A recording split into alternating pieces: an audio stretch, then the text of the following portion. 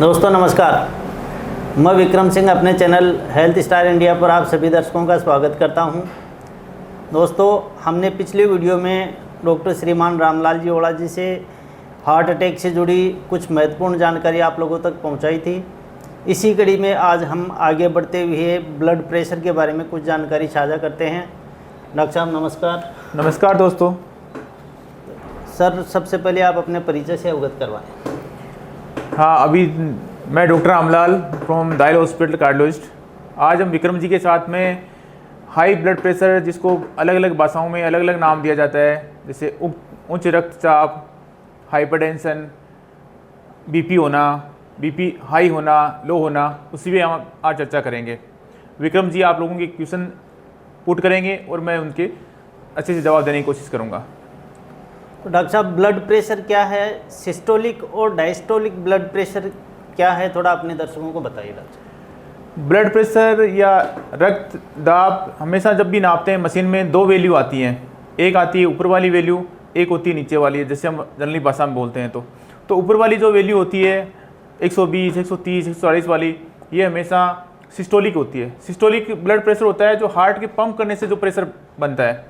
और जो नीचे वाली वैल्यू होती है वो होती है कि अपने जो मेजर ब्लड वेसल हैं उनकी रिकॉइलिंग होती है, उसकी वजह से जो ब्लड प्रेशर जनरेट होकर नीचे वाला लेवल आता है वो जनरली नॉर्मली 80, 70, 60 इस तरह से वैल्यू आती है, वो डायस्टोलिक ब्लड प्रेशर होता है।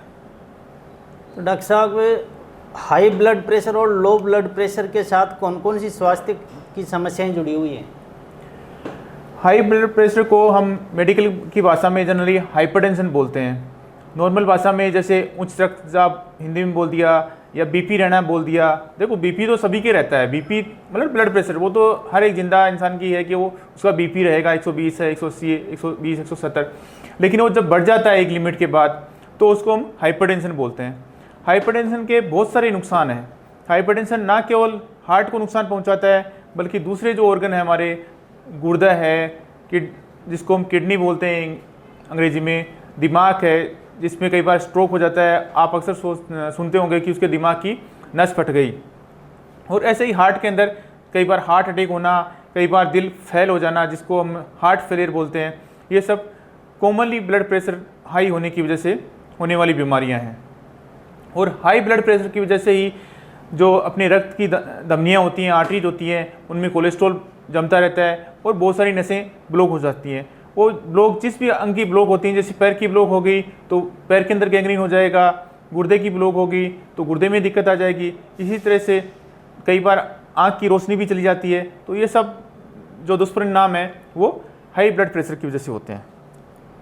डॉक्टर साहब, उच्च रक्तचाप का इलाज क्या है? यदि मुझे उच्च रक्तचाप है तो मुझे किस प्रकार का भोजन एवं सावधानी बरतनी चाहिए? उच्च रक्तचाप में सबसे पहले तो आप अपने डॉक्टर से सलाह करें, अपनी मर्जी से अपने हिसाब से इलाज ना करें। उच्च रक्तचाप में ऐसा नहीं होता कि मेरा तो बीपी बढ़ता है, कभी मैं दवाई खा लेता हूँ तो मेरा ठीक हो जाता है। जब तक आपका बीपी आपके ब्लड प्रेशर नापने की जो मशीन होती है उससे नहीं नापा गया और उसमें हाई नहीं आया, तब तक आपका ये नहीं माना जाता कि आपको हाइपरटेंशन है, या आपको कम है, ज़्यादा है या नॉर्मल है। हमेशा मतलब जब आप ब्लड प्रेशर एक बार डॉक्टर नापता है उसके बाद वो एक वैल्यू बताता है कि ये है आपका ब्लड प्रेशर और आपको बीपी है, तभी उसकी आप मेडिसिन से या आपको जो भी ट्रीटमेंट एडवाइस किया जाता है वो किया जाता है। जनरली हमारा नॉर्मल बीपी होता है 120 ऊपर वाला सिस्टोलिक और 80 डायस्टोलिक, +- दोनों में ही ऊपर का 10 ज़्यादा, नीचे का 10 कम, वो हमारी नॉर्मल रेंज मान जाती है। लेकिन अगर बार बार बीपी नापने पे अगर आपका सिस्टोलिक बीपी है वो 140, 140 से अबोव आता है तो आप हाइपरटेंशन माना जाता है। अब उसके अंदर आपको कौन सी मेडिसिन लेनी है, कब लेनी है, वो सब फिर आगे डॉक्टर डिसाइड करता है। लेकिन उससे पहले बीपी की दवाई शुरू करने से पहले जनरली हम रिस्क फैक्टर देखते हैं कि इसका बीपी बढ़ क्यों गया है।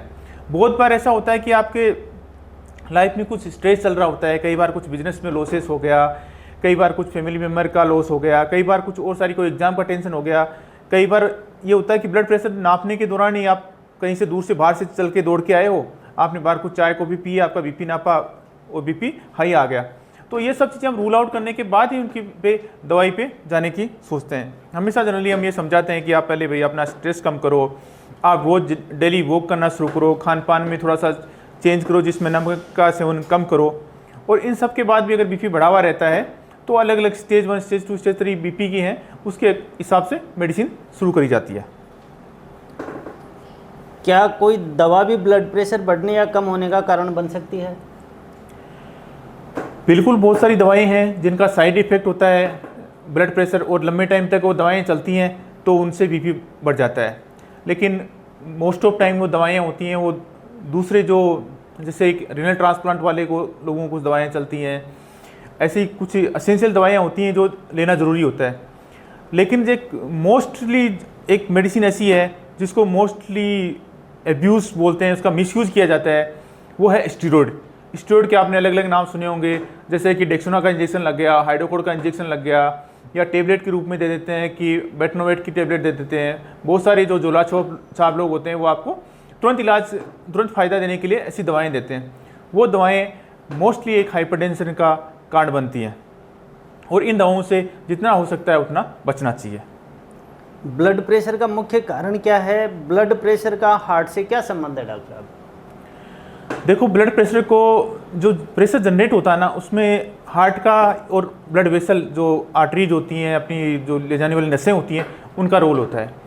तो अगर इन किसी नसों में रुकावट है, या किसी नसों में जैसे उम्र के हिसाब से कोलेस्ट्रॉल बढ़ के वो नसें हार्ड हो गई हैं, तो जनरली बीपी बढ़ना शुरू हो जाता है। ब्लड प्रेशर हम दो टाइप के बोलते हैं, एक होता है प्राइमरी हाइपरटेंशन, एक होता है सेकेंडरी हाइपरटेंशन।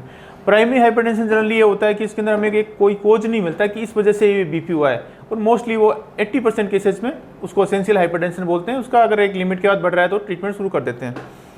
सेकेंडरी हाइपरटेंशन होते हैं कि सेकेंडरी कोई ऐसी बीमारी है शरीर के अंदर, उसकी वजह से बीपी बढ़ रहा है, जिसमें मोस्ट कॉमनली जैसे आपका अपनी गुर्दे की बीमारी की वजह से बीपी बढ़ता है, किसी को गुर्दे खराब होने लग गए हैं तो उसकी वजह से होता है, कई हार्मोन्स के डिस्टर्बेंसेस होते हैं उनकी वजह से होता है। तो अगर हम उन चीज़ों को करेक्ट करते हैं तो वो बीपी भी अपने आप करेक्ट हो जाता है, और वो दवाइयों की जो रिक्वायरमेंट होती है वो भी धीरे धीरे कम हो जाती है। अधिकतम और न्यूनतम ब्लड प्रेशर का मापदंड क्या है डॉक्टर साहब? जनरली जैसे मैंने अभी आपको बताया कि 140 और ऊपर वाला सिस्टोलिक और 90 नीचे वाला डायस्टोलिक बीपी से अगर ऊपर नापने पे आपका बीपी आता है तो आपको अपने डॉक्टर से कंसल्ट करना चाहिए, और उसमें क्या क्या मेथड में कोई कराऊँ हुआ तो मेथड करेक्ट करें, या फिर वो जब भी आपको डाइटरी एडवाइस करते हैं उनको फॉलो करते हुए उनको बार बार मेजरमेंट करवाना चाहिए। जनरली लो बीपी अलग अलग लोगों का अलग अलग रहता है। अगर कोई आदमी का बीपी 90 और 60 आ रहा है, लेकिन वो करे कि मेरे को कोई दिक्कत नहीं है, दौड़ लगा रहा है, घूम रहा है, फिर रहा है, कोई चक्कर नहीं आ रहा है, उसको बराबर पेशाब आ रहा है, सब कुछ ठीक है, तो उसको हम बोलेंगे कि ये नॉर्मल बीपी है। और जनरली एक स्टडी में ऐसा भी देखा गया है कि जिन लोगों का बीपी लोअर साइड में रहता है कंपेरेटिवली, जिनका मान लो 130-90 रह रहा है, और एक ग्रुप है जिसका 110-70 रह रहा है, तो 110-70 जो जिनका बीपी रहता है उनकी लाइफ की जो एज है, औसत एज है, वो भी उन हाई वालों से कई गुना ज़्यादा मिली है। तो बीपी लो रहना कोई बुरी बात नहीं है, लेकिन बीपी लो रहने के साथ में अगर आपको कोई चक्कर आता है या कोई सिम्टम हो रहे हैं, तब आपको ये होता है कि उसको बढ़ाने की ज़रूरत है। दूसरा होता है लो बीपी आईसीयू के पेशेंट को, जो पेशेंट सीरियस है, सेप्टिसीमिया हो गया, उसको इन्फेक्शन हो गया खून में, और भी उसका पेशाब भी नहीं बन रहा, डॉक्टर ने आईसीयू में भर्ती कर रखा है, फिर आपको कहता है कि उसका बीपी लो चल रहा है, तो वहाँ वाला बीपी है ना, वो लो बीपी खतरनाक माना जाता है, ना कि किसी चलता फिरता पेशेंट को वो कहे कि मेरे को लो बीपी है। तो अलग अलग सिचुएशन पे डिसाइड करता है कि कौन सा बीपी लो हानिकारक है, कौन सा बीपी नॉर्मल है। हाई ब्लड प्रेशर के लक्षण क्या क्या हैं डॉक्टर? जनरली जो हाई बीपी रहता है 160-170 तक, उसके एसिम्टोमेटिक रहता है, यानी उसके कोई लक्षण नहीं मिलते हैं। कुछ लोगों में जैसे और रूटीनली वो किसी और बीमारी की वजह से या अपना रूटीन चेकअप करवाते हैं तो उनका बीपी हाई मिलता है। लेकिन जनरली मोस्ट कॉमनली जो सिम्टम होते हैं वो उसको हेडेक होने लग जाता है, पीछे की साइड में सिर में हेडेक होता है, कभी कभी उसको चक्कर आते हैं, कभी अगर उसको हार्ट की दिक्कत नहीं है या हार्ट की दिक्कत है तो भी वो जैसे 100 कदम चढ़ता है, या पहले वो 2 फ्लोर चढ़ लेता था, अब 1 फ्लोर पे चढ़ने में उनका सांस फूलना है, ये सब इस तरह के सिम्टम आना शुरू हो जाते हैं। लेकिन मेरा मानना है कि आपको रेगुलर चेकअप करवाना चाहिए बीपी का। हमारे हॉस्पिटल में, दायल हॉस्पिटल में बीपी चेक करने के हम कभी कोई चार्जेस नहीं करते हैं, तो कभी भी किसी को भी लगता है कि आपको बीपी चेक करवाना तो हम बीपी फ्री चेक करते हैं। मोबाइल जैसे इलेक्ट्रॉनिक उपकरण से निकलने वाले रेडिएशन का ब्लड प्रेशर से क्या संबंध है डॉक्टर?